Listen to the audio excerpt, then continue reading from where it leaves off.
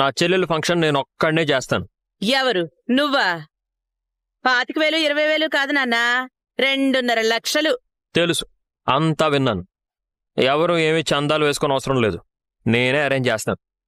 ముందు నువ్వింటికొచ్చిన వాళ్లతో గొడవ పడకుండా ఉంటే చాలు తండ్రి. ఇదిగో ఈ పార్క్లో పల్లీలు తినేవాడు తప్పు చేసినప్పుడు మాత్రమే నిలబెట్టి కడిగేస్తూ ఉంటాను. దీన్నే కెలికి మరీ గొడవ పెట్టుకోవడం అంటారా? ఎన్నిసార్లు చెప్తే మాత్రం మీ తమ్ముడు మారాలి? ఏమండి, ఇక్కడేం జరుగుతుంది? మీరేం మాట్లాడుతున్నారు?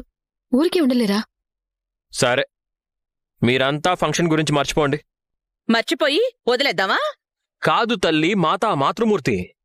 ఆ ఖర్చు గురించి మా నాన్న ఎవరి దగ్గర అప్పు చేయాల్సిన పనిలేదు, ఏ సన్నాసుల్ని అడగక్కర్లేదు. రే, నువ్వేంట్రా ఉలిక్కిపడ్డావు?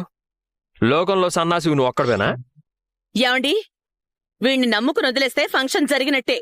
అనవసరంగా వియంకుల ముందు